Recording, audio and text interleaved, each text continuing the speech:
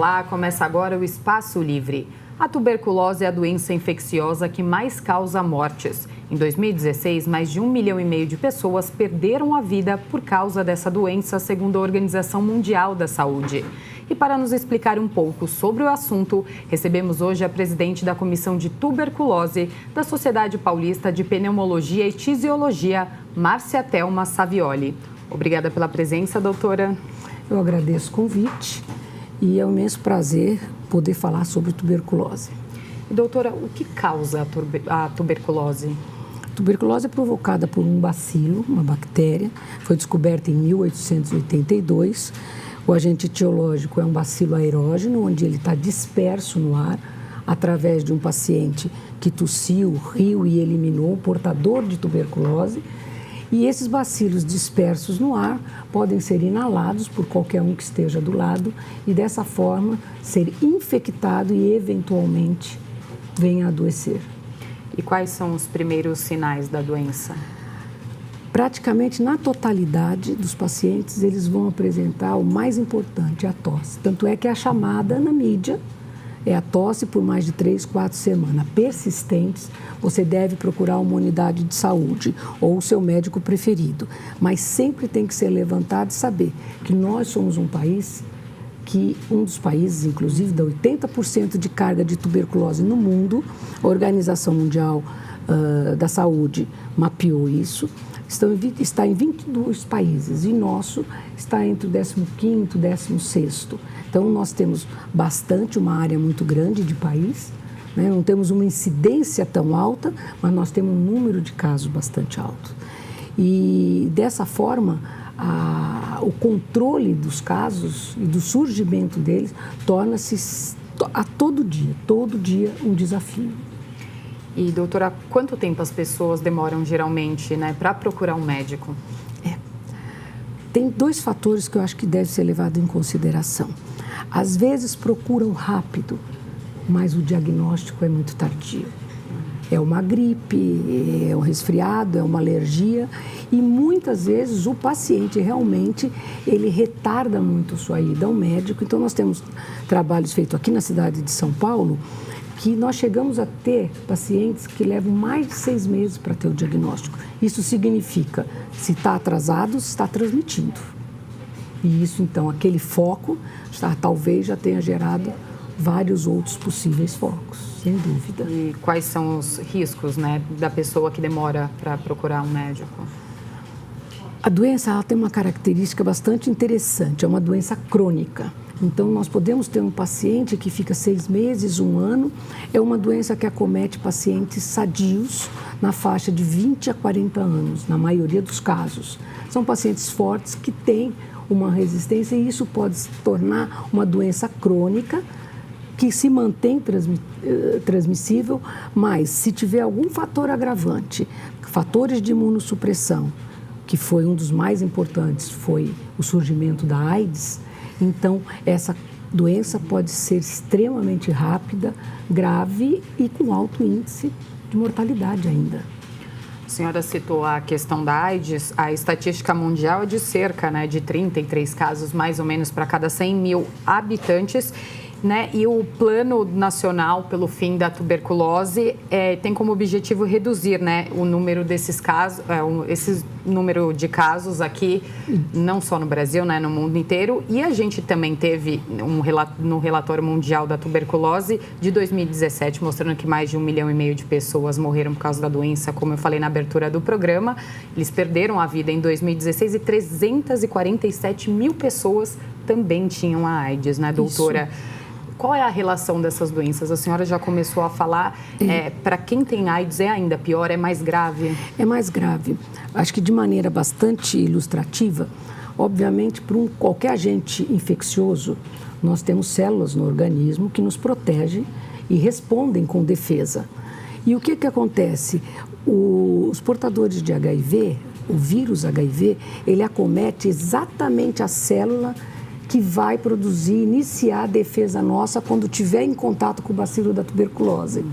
Então, o paciente sem essa defesa, o bacilo da tuberculose está livre. E não tem condições. Melhorou muito? Óbvio, conhecemos um pouco da AIDS. É uma doença hoje crônica também, né?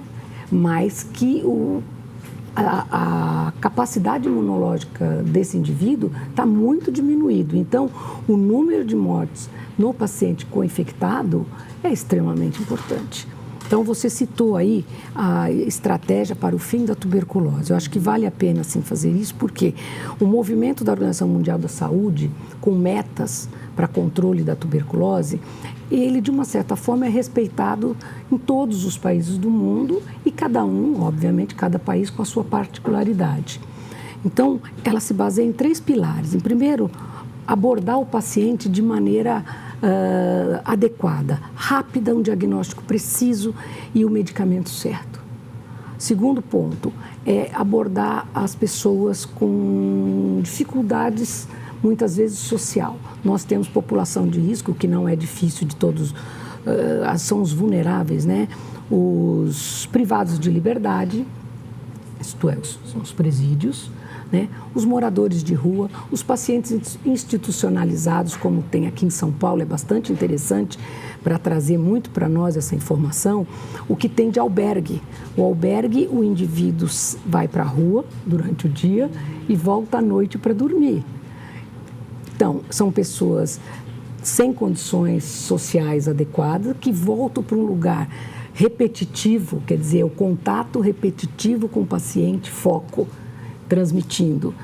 E sem controle, no dia seguinte ele vai para a rua de novo. Então, são as populações vulneráveis. E também as de difícil acesso, por exemplo, indígenas. Então, tem uma preocupação muito grande. Qual é a estratégia política para abordar todas essas pessoas que estão ao lado? Como também os contatos de tuberculose da própria casa do indivíduo, né? Que força nós temos para trazer esses pacientes para o posto? Tem dificuldade no dia a dia de passagem, de lanche, perda de serviço. Infelizmente, a doença tem um estigma que às vezes a gente tem que se preocupar que se o indivíduo doente falar no serviço dele que ele é portador de tuberculose, pode ter, né, prejuízos terríveis, né? Então, você pega pacientes, a maioria de 20 a 40 anos, a idade que você tem uma família, quer dizer, tem que também, essas políticas têm que tentar diminuir o sofrimento familiar, tá? E o outro polo, que é o terceiro pilar que a gente chama, que são as inovações e a pesquisa, porque existe muita coisa, nós temos capacidade de gerar, Brasil tem capacidade de gerar situações muito melhores, mas para tudo isso acontecer, a vontade política é indispensável. Como estão as pesquisas atualmente aqui no Brasil, doutora? Olha, para o nosso uso do dia a dia é muito a importação de exames, as pesquisas, tá? E nós não conseguimos utilizar as pesquisas de maneira efetiva no nosso dia a dia, por custo, né? Então, algumas coisas ainda que nós que trabalhamos com tuberculose achamos que tinha que ser de oferta geral e restrita, nós ainda temos limitações e não é nem inovação, entendeu? Então, nós temos muita coisa para crescer. Existe no Brasil, talvez caiba já nesse momento a gente referir, uma rede de pesquisadores, que é a Rede TB. É extremamente interessante, muita gente trabalhando, muitos jovens, que é o que a gente quer na tuberculose, para continuar trabalhando, mas ainda não chegamos aonde poderíamos chegar, entendeu? E tem pesquisas para novas vacinas, por exemplo, em andamento no mundo inteiro? No mundo tem. No mundo tem algumas coisas, mas não próximas. Estão surgindo, são drogas novas para serem incluídas no tratamento. Estão chegando, inclusive aqui no Brasil, de fora para nós, mas para os casos de tuberculose multidroga resistente. A gente estava falando do plano, né? A senhora citou aí as diretrizes, as metas. A ideia, né, é reduzir para menos de 10 casos, né, a cada 100 mil habitantes. A senhora acredita que existe uma possibilidade, né, de erradicação da doença? Carol, para a gente elucidar bem, o que significa 10 casos? Então, São Paulo, né? nós temos 38 casos novos por 100 mil habitantes. Brasil, 33 casos. Alguns países do continente africano, 300 e poucos casos, 500 casos. Nos nossos presídios tem situações de 380 casos por 100 mil habitantes. Alta, né, a incidência. Então, é alta. Então, quando nós falamos em chegar a 10 mil, é extremamente fantástico se nós conseguirmos. Mas, com certeza, o Brasil vai atingir uma meta 2035, né? Então, parece um pouquinho longe, mas eu acho que o Brasil vai vencer isso. Não sei se vamos chegar a 10, né? Não sei se vamos chegar a 10, mas nós vamos conseguir, que nós estamos vindo numa descendente promissora, longe do ideal. Tem muita coisa para fazer no que já existe e implementar, entendeu? O que já existe, se fosse feito 100%, já daria uma felicidade grande para todos nós. Mas eu acho que com essa força agora dessa estratégia, onde nós já estamos inseridos desde 2016, com certeza nós vamos ter o sucesso. Doutora, o que já existe que deveria, né, ser implementado 100%? Vamos lá. Vamos tentar ser clara, né? O exame de tuberculose, basicamente, se baseia, o diagnóstico de certeza, no exame do escarro. Nós temos o que se chama de baciloscopia, um exame extremamente rápido, mas que já existe um século, que ainda é a nossa grande arma. Em cima desse, chegou, desde 2014, um exame molecular que me dá um resultado em 2 horas e já diferencia que tipo de micobactéria que é e se é resistente à tuberculose. Isto é um avanço brutal. Ele só não está disseminado para 100% das unidades de saúde. Então, nós já temos uma prática muito grande com ele, mas nós não temos isso à disposição para todos. E isso é que nós sentimos muito. Depois disso, tem a cultura desse mesmo material, que permite que eu faça o teste de sensibilidade para ver se o indivíduo já é resistente àquela droga. Por quê? Se eu tivesse isso na totalidade, 100% dos pacientes, quando eu dei o tratamento adequado, eu não fui empírica, eu não fui... não, eu deduzo que ele é sensível. Não, eu sei que é porque eu fiz o exame. Então, para nós que estamos nessa luta, nós achamos que isso daí tem que ser irrestrito. Entrou, vai fazer tudo. Mas isso, quer dizer, é uma estratégia antiga, o sonho de todo mundo que trabalha com tuberculose, mas nós não tivemos ainda, nós não temos isso. Entendeu? Então, isso tem que existir esse investimento e eu acredito que o Brasil tem essa condição. Por isso que se repete a palavra, né? Vontade política, porque cabe. E outra coisa, quando se fala em tuberculose, para eu ter tudo isso, então nós falamos que nós temos que olhar o paciente, fazer o diagnóstico de certeza, que é a cultura, teste de sensibilidade. Nós precisamos olhar os menos privilegiados, porque a tuberculose ela está em todas as camadas socioeconômicas. Então, ela não é um negócio da saúde. Ela tem que ser da saúde, da social. Então, é uma doença muito ampla. Doutora, a gente vai continuar falando sobre o assunto daqui a pouco. Vamos para um rápido intervalo e já voltamos com mais Espaço Livre.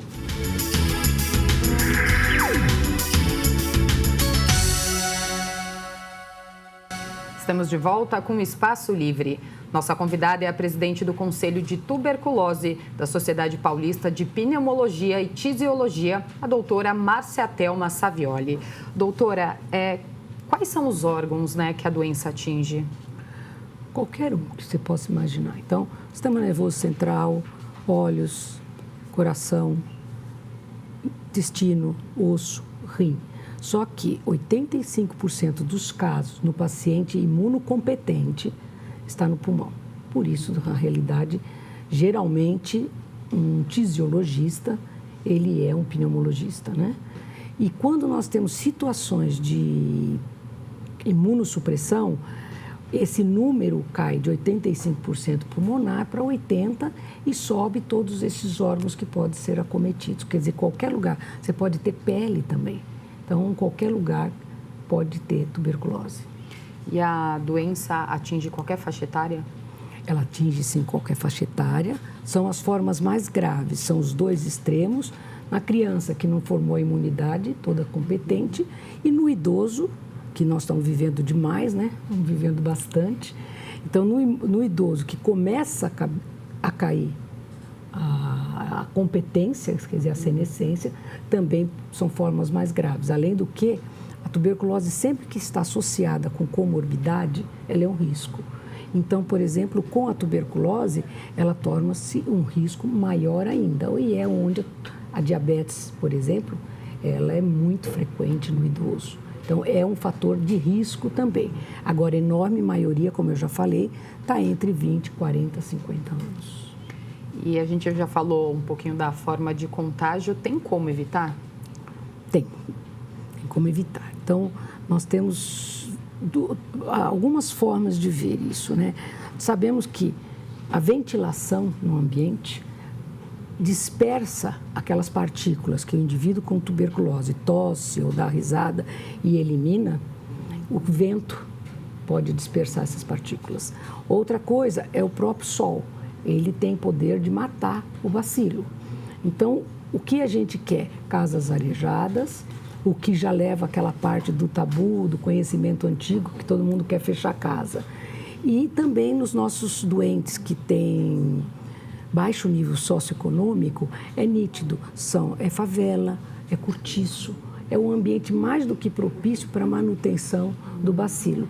E o bacilo pode permanecer de 6 a 8 horas no ar. Então, não é só estar do lado, permanecer.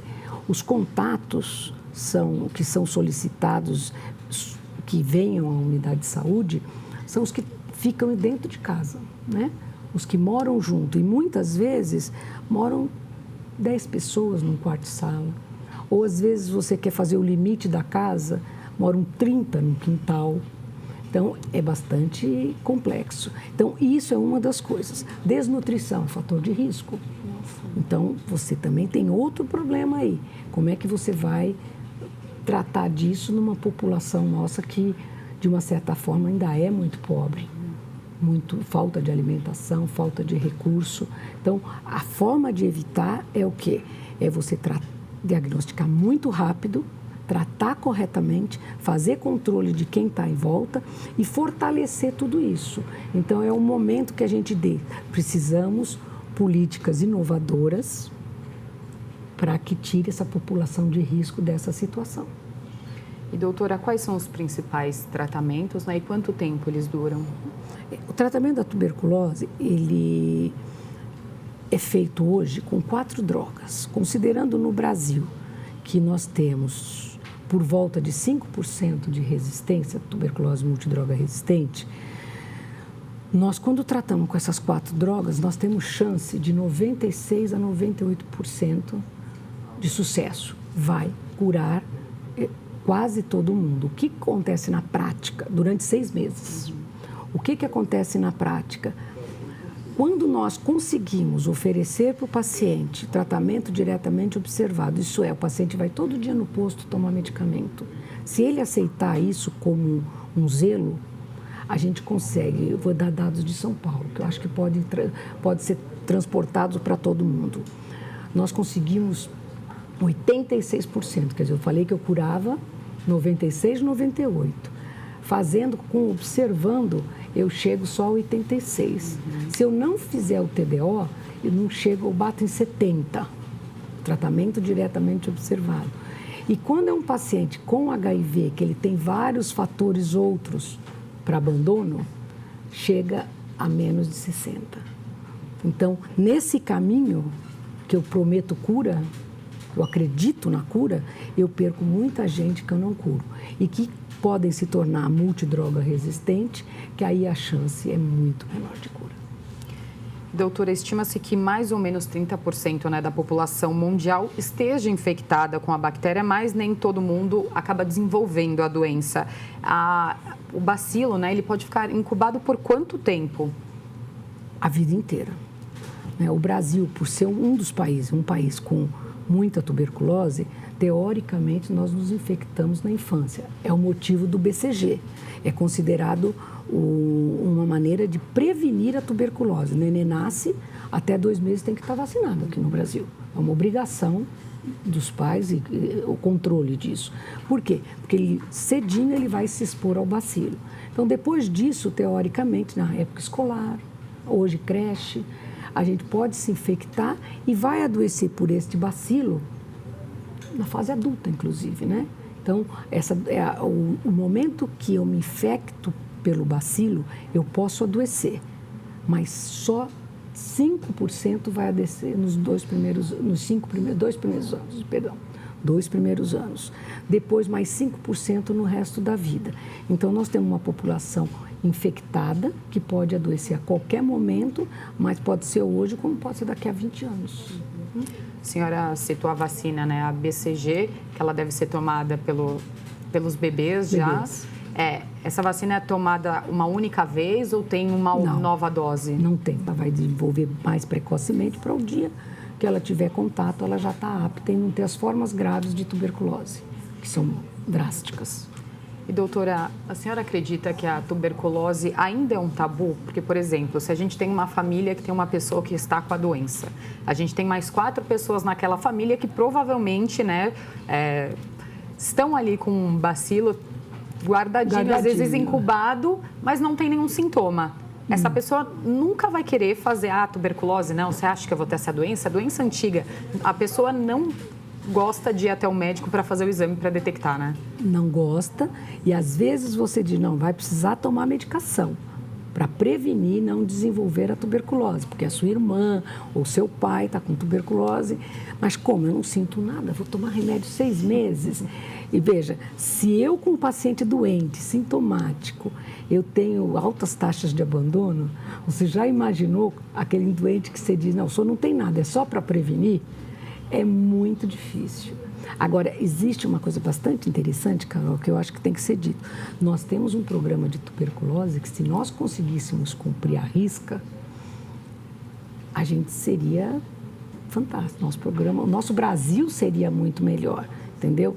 Então, tuberculose precisa de educação também. O paciente tem que aceitar a doença, as pessoas que estão ao redor.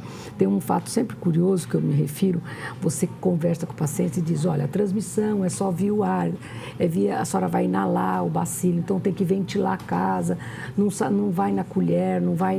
Explica tudo direitinho, que a via de transmissão é aerógena. Aí depois que você falou, ela assim, mas por via das dúvidas eu vou separar o prato e a colher e o copo, tá bom. Então, é muito difícil. A história da tuberculose é muito marcante e existe essa interpretação errônea. E, doutora, apesar da tuberculose, né, continuar sendo uma doença infecciosa, a doença que mais mata no mundo, a incidência vem diminuindo já, né? Em alguns países que estão se propondo, sem dúvida, o Brasil vem, a gente queria que fosse uma curva assim, mas estamos diminuindo. Agora, não existe motivo para não se diminuir mais. A gente tem que lutar porque tem muita coisa para ser feita, sem dúvida. Em regiões como Ásia e África, por exemplo, a gente precisa de um maior investimento financeiro, né? Com certeza, além do que o número de pessoas nesse continente africano, asiático, é uma coisa fantástica, né? China, mas a China tinha muita tuberculose. Eles deram uma melhorada, tem muito ainda, mas eles deram uma melhorada, quer dizer, a vontade política, todo o programa que eles se propuseram. E é interessante dizer, não em muitos lugares do mundo, mas no Brasil, esse tratamento é grátis. Então, não tem ônus nenhum para o paciente. Se ele faz o tratamento diretamente observado, que vai lá no posto todo dia, ele tem direito a uma cesta básica. Porque uma cesta básica para essas famílias muito humildes, sim, elas são extremamente significantes. Eu acho que não é todo mundo que sabe disso, né? Exatamente. Então, agora, eu sempre pergunto para as pessoas, principalmente aluno, né? Se você tiver com tuberculose, você iria todo dia no posto pegar remédio? Pegar não, tomar, porque alguém tem que ver você tomar o remédio. Ah, eu não vou, porque não tem nada compulsório, nós não podemos obrigar o paciente a tratar. Então, a palavra-chave médico-paciente ou serviço de saúde-paciente é acolhimento.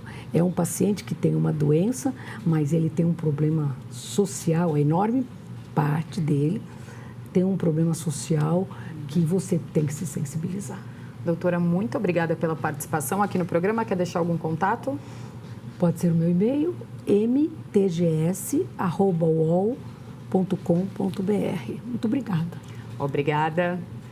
E obrigada a você que nos acompanhou em mais um Espaço Livre. Até o próximo programa. TV Câmara São Paulo, a política da cidade passa por aqui.